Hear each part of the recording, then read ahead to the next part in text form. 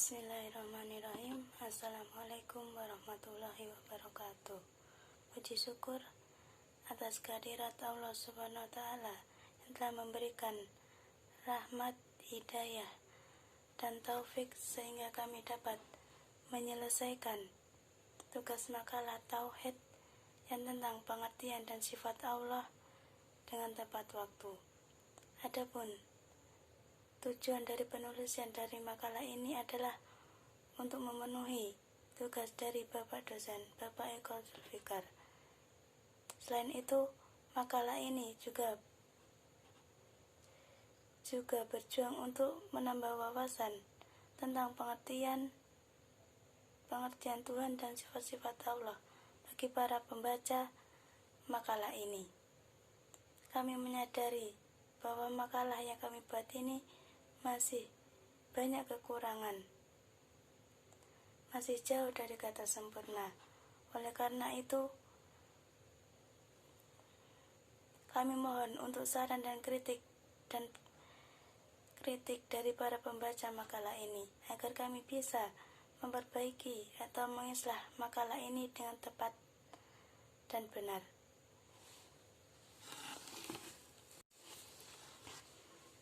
Kami di sini dari kelompok 2 akan menjelaskan materi tentang pengertian Tuhan dan sifat-sifat Allah Subhanahu wa Ta'ala. Pengertian Tuhan, perkataan ilah yang dijelaskan, diterjemahkan. Tuhan dalam Al-Quran dipakai untuk menyatakan berbagai objek yang dibesarkan atau dipentingkan manusia. Misalnya dalam surat Al-Furqan ayat 43. Tuhan atau ilah ialah sesuatu yang dipentingkan atau dianggap penting oleh manusia sedemikian rupa sehingga manusia merelakan dirinya dikuasai olehnya. Ibnu Taimiyah memberikan definisi al-ilah sebagai berikut. Al-ilah ialah yang dipuja dengan penuh kecintaan hati, tunduk kepadanya, merendahkan diri di hadapannya, takut dan mengharapkannya, kepadanya tempat berpasrah ketika berada dalam kesulitan, berdoa dan bertawakal kepadanya untuk kemaslahatan diri, meminta perlindungan daripadanya dan menimbulkan ketenangan di saat mengingatnya dan terpaut cinta kepadanya. Assalamualaikum warahmatullahi wabarakatuh. Perkenalkan, nama saya Mutiara Dwi Sapna Rengganis. Di sini saya akan menjelaskan tentang pengertian sifat wajib, mustahil, dan jaiz bagi Allah Subhanahu wa Ta'ala. Yang pertama, pengertian sifat wajib bagi Allah. Sifat wajib bagi Allah adalah sifat yang harus ada pada zat Allah sebagai kesempurnaan baginya. Allah adalah Khaliq, zat yang memiliki sifat yang tidak mungkin sama dengan sifat-sifat yang dimiliki oleh makhluknya. Jadi sifat wajib bagi Allah adalah sifat yang pasti dimiliki oleh Allah dan sifat tersebut tidak mungkin sama dengan makhluk yang lainnya. Sifat-sifat wajib bagi Allah itu diyakini melalui akal atau wajib akli dan berdasarkan dalil nakli Al-Quran dan hadis. Yang kedua, pengertian sifat mustahil bagi Allah. Sifat mustahil bagi Allah adalah sifat yang tidak akan pernah ada pada zat Allah Subhanahu wa Ta'ala. Jadi sifat mustahil bagi Allah adalah sifat yang tidak mungkin ada dan tidak akan pernah ada pada Allah. Sifat mustahil ini dinafikan oleh sifat-sifat yang wajib bagi Allah dengan dalil akal, wajib akli, maupun dalil nakli Al-Quran dan hadis. Yang ketiga, pengertian sifat jaiz bagi Allah. Sifat jaiz bagi Allah adalah sifat yang boleh ada pada zat Allah dan boleh tidak ada pada zat Allah. Jadi di sini dapat dijelaskan bahwa Allah mempunyai wewenang, berkehendak. Jadi Allah boleh menciptakan sesuatu dan Allah juga boleh untuk tidak menciptakan sesuatu. Sekian, wassalamualaikum warahmatullahi wabarakatuh. Saya di sini akan menjelaskan tentang pembagian sifat-sifat wajib, sifat mustahil, dan sifat jaiz pada Allah Subhanahu wa Ta'ala. Sifat-sifat yang wajib ada 20 sifat yang terbagi dalam 4 sifat global. Yang pertama, sifat nafsiyah. Sifat nafsiyah yang wajib bagi Allah adalah sifat wujud saja dan maknanya adalah pasti adanya, yakni Allah itu pasti ada, dan mustahil bagi Allah bersifat adam, yakni tidak ada. Kemudian yang kedua, sifat salbiyah, yakni sifat yang menolak segala sifat-sifat yang tidak layak dan patut bagi Allah Subhanahu wa Ta'ala, sebab Allah Maha sempurna dan tidak memiliki kekurangan. Dan yang termasuk sifat salbiyah Allah adalah yakni qidam, terdahulu. Sifat qidam, dahulu dan tidak akan lenyap adalah wajib bagi Allah. Kemudian yang B, yakni sifat baqa, kekal. Sifat baqa adalah sifat yang wajib adanya di dalam zat Allah, yakni artinya bahwa Allah tidak ada akhir baginya, yakni ia akan kekal selamanya. Misalnya pada saat terjadi hari kiamat, seluruh makhluk Allah yang ada di alam semesta ini akan dicabut nyawanya oleh Allah, termasuk para malaikat.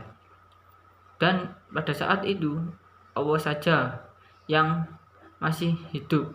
Itu membuktikan bahwa Allah memiliki sifat kekal. Kemudian yang C, yakni mukhalafatu lil hawadisin, tidak menyerupai makhluknya. Wajib bagi Allah memiliki sifat mukhalafatu lil hawadisin, yakni artinya tidak menyerupai makhluk. Sifat ketidaksamaan Allah dengan makhluk merupakan suatu ibarat mengenai hilangnya sifat jism, sifat benda, sifat kulli, sifat keseluruhan, sifat juz'i atau sebagian, dan beberapa hal yang menetap pada Allah Ta'ala. Kemudian yang D, yakni qiyamuhu binafsihi, yakni berdiri sendiri. Wajib bagi Allah bersifat qiyamuhu binafsihi, yakni berdiri sendiri.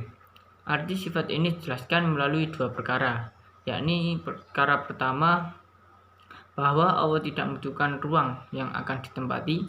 Kemudian perkara yang kedua, Allah tidak membutuhkan ketentuan, aturan-aturan. Lawan dari sifat ini adalah bahwa Allah bersifat qiyamu lil ghairihi, berdiri dengan selainnya. Artinya Allah membutuhkan ruang dan ketentuan. Apabila Allah mempunyai sifat seperti ini, maka sudah pastilah Allah tidak mempunyai sifat ma'ani dan ma'nawi yang wajib bagi Allah, dan ini adalah batal. Kemudian yang E, yakni wahdaniyah, yang artinya esa.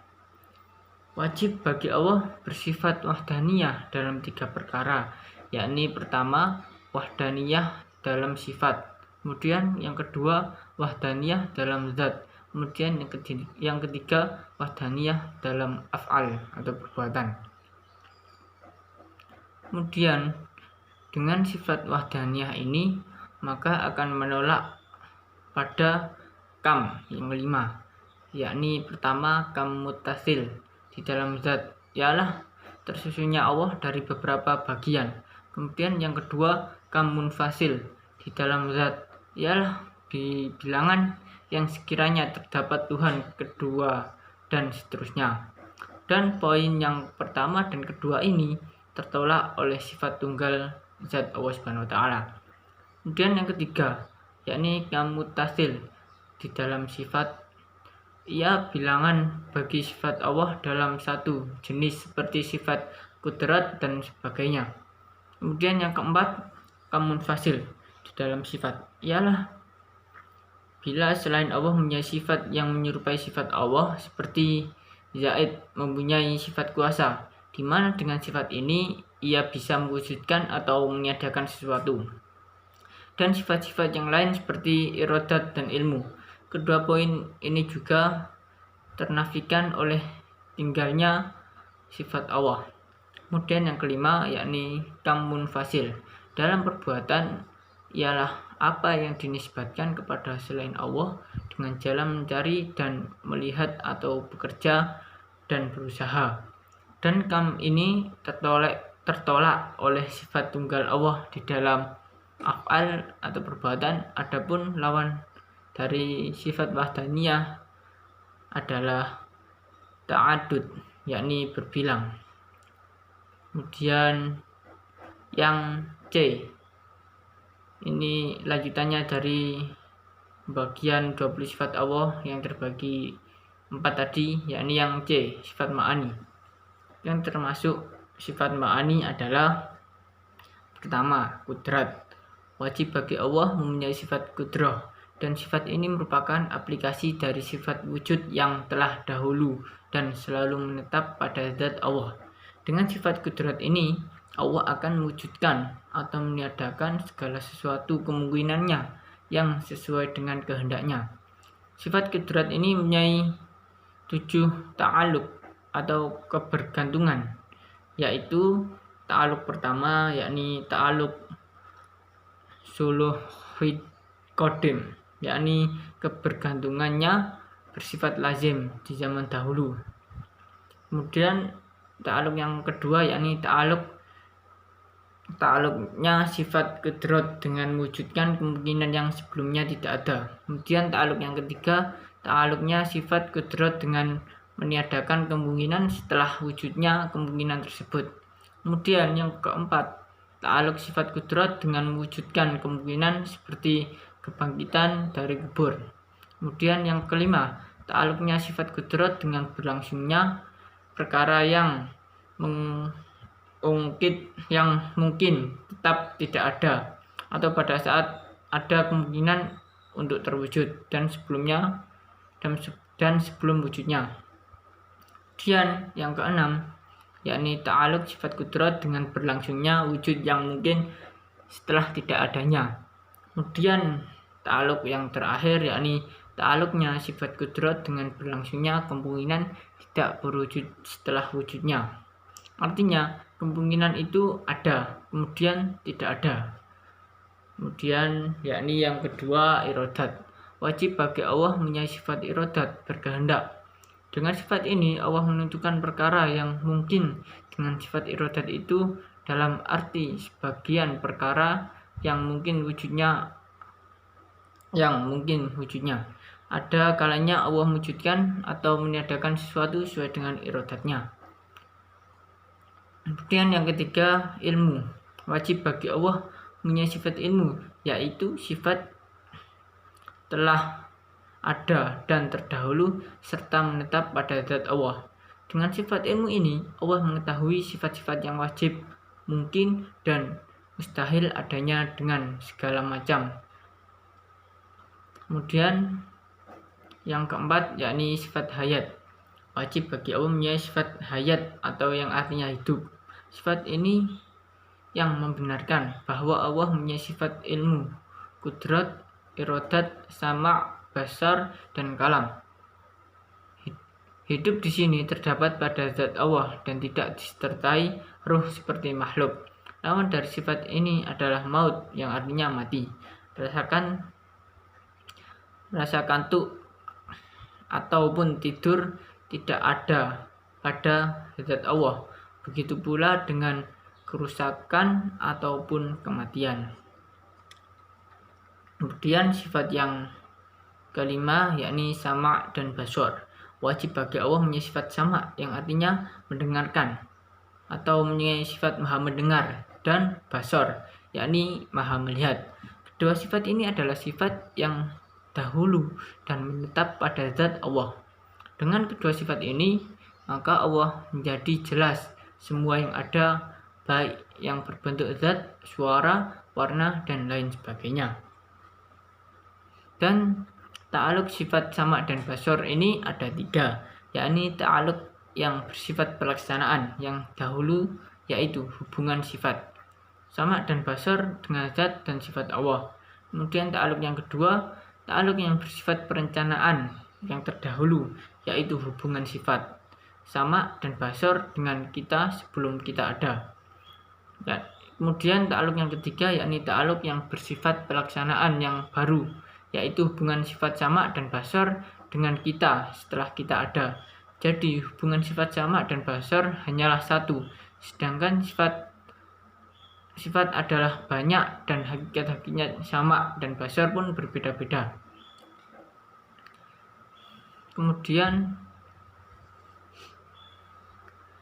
7, yakni sifat kalam. Wajib bagi Allah punya sifat kalam, berbicara. Kalam Allah bukan dengan huruf dan tidak pula dengan suara, tetapi Allah sendiri yang berkuasa mengucapkannya. Dan mustahil bagi Allah bersifat bisu, artinya tidak adanya sifat kalam dalam zat Allah. Kemudian pembagian dari 20 sifat yang keempat, yakni sifat nawiyah, sifat ma'nawiyah. Sifat ma'nawiyah adalah sifat-sifat yang melazim dari sifat ma'ani. Dengan kata lain, sifat ma'nawiyah adalah sifat wujud. Disebutkan adanya sifat ma'ani seperti Allah memiliki sifat kuasa, maka lazimlah Allah itu keadaannya kuasa. Kemudian yang termasuk sifat ma'nawiyah adalah pertama, qadiran, yakni maha kuasa. Maha kuasa adalah sifat yang selalu menetap pada kudrat Allah, pada zat Allah, dan lawan dari sifat kudrat ini adalah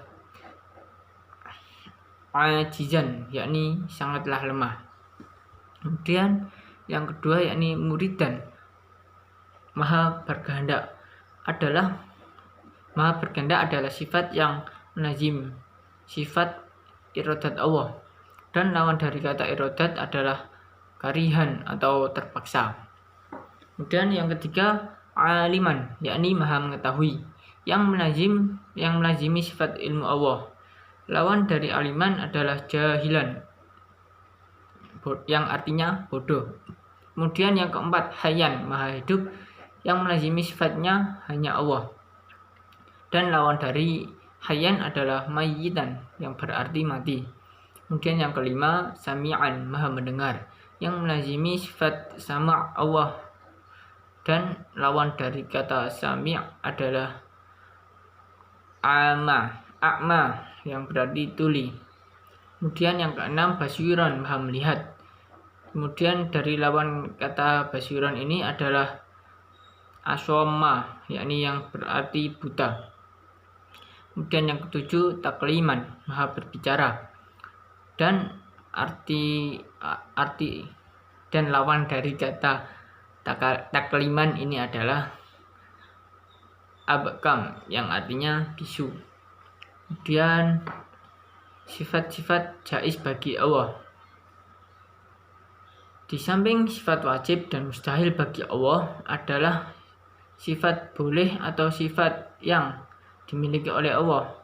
Boleh atau mungkin bagi Allah menjadikan suatu itu ada, atau boleh atau mungkin membuatnya tidak ada. Maksudnya di sini boleh melakukannya atau meninggalkannya. Allah sangat berkuasa untuk membuat sesuatu atau tidak membuatnya. Contohnya, boleh atau mungkin bagi Allah menciptakan langit, bumi dan matahari, surga dan neraka. Dan Allah juga boleh tidak menciptakan matahari, tidak menciptakan bumi, dan tidak menciptakan langit. Apapun bisa menentukan sifatnya tersebut. Jadi tidak wajib bagi Allah membuat sesuatu seperti menghidupkan atau mematikan, tapi Allah mempunyai hak mutlak untuk menghidupkan atau mematikan, atau mengadakan atau tidak mengadakan. Materi selanjutnya adalah bukti keesaan Allah.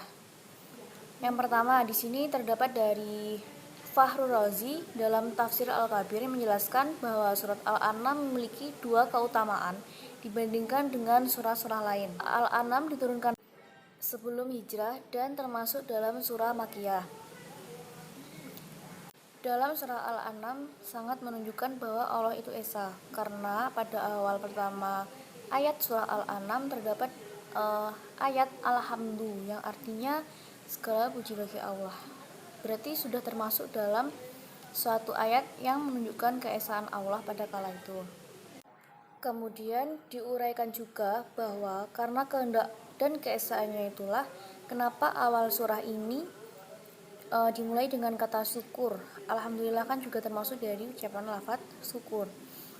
Karena jika seorang hamba berterima kasih kepadanya, berarti menunjukkan karena memang adanya manusia adalah karena kehendaknya.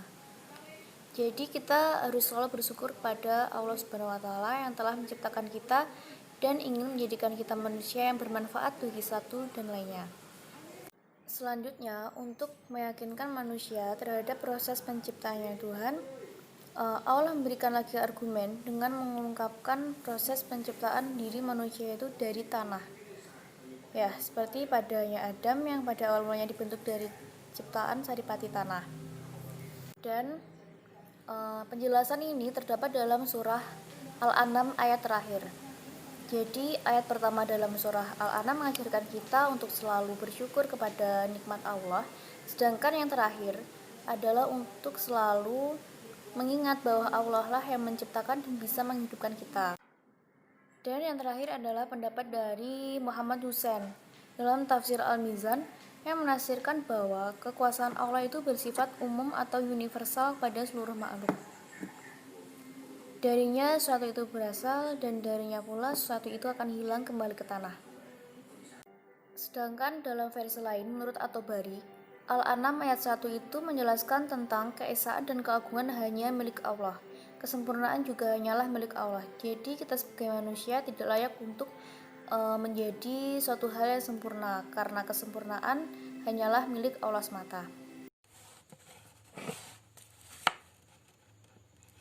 Kesimpulan dari materi ini adalah perkataan ilah yang selalu diterjemahkan Tuhan dalam Al-Quran dipakai untuk menyatakan berbagai objek yang dibesarkan atau dipentingkan manusia. Misalnya dalam surat Al-Furqan ayat 43. Tuhan atau ilah sesuatu yang dipentingkan atau dianggap penting oleh manusia sedemikian rupa sehingga manusia merelakan dirinya dikuasai olehnya. Sifat wajib bagi Allah adalah sifat yang harus ada pada zat Allah sebagai kesempurnaan baginya. Sifat mustahil bagi Allah adalah sifat yang tidak akan pernah ada pada zat Allah Subhanahu wa taala. Sifat jaiz bagi Allah adalah sifat yang boleh ada pada zat Allah dan boleh juga tidak ada pada zat Allah. Allah Subhanahu wa taala memiliki 3 macam sifat, yaitu sifat wajib, mustahil, dan jaiz. Contoh sifat wajib Allah Subhanahu wa taala adalah sifat nafsiyah, sifat salbiyah, dan sifat ma'ani.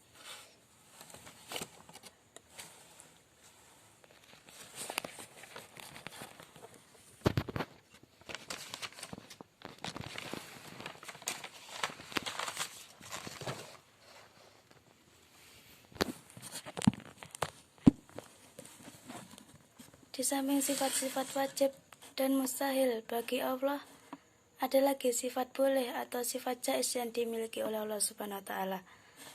Boleh atau mungkin bagi Allah menjadi sesuatu itu ada atau boleh mungkin membuatnya tidak ada. Maksudnya di sini boleh melakukannya atau meninggalkannya. Dan saran dari materi ini sudah menjadi kewajiban bagi kita umat muslim untuk selalu mengingat kepada Allah Subhanahu wa taala. Kita harus tahu makna Tuhan dan sifat-sifat wajib, mustahil, jaiz Allah Subhanahu wa taala. Karena Allah lah yang sudah menciptakan bumi dan alam seisinya. Allah sudah menciptakan makhluk dan alam semesta yang ada di bumi ini. Tidak ada yang patut disembah kecuali Allah Subhanahu wa Ta'ala. Dengan mempelajari pengertian Tuhan dan sifat-sifat wajib, mustahil dan jaiz Allah Subhanahu wa Ta'ala, maka kita harus lebih lagi mengingat Allah Subhanahu wa Ta'ala. Dan jangan pernah menyekutukan dan berharap selain kepadanya. Syukran ala husni itimamikum wa ma'naja fi kulli umurikum. Akhirul kalam, wassalamualaikum warahmatullahi wabarakatuh.